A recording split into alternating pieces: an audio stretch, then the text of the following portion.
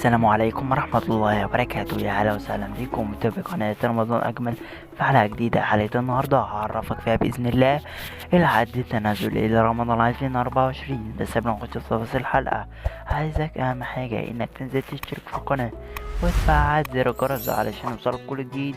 ويلا بينا نقول بسم الله توكلت على الله.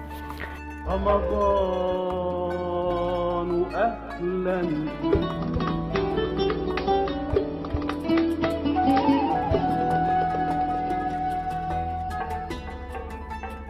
في البداية زي ما احنا متعودين في كل الحلقات بنصلي على أشرف الخلق سيدنا محمد عليه أفضل الصلاة والسلام.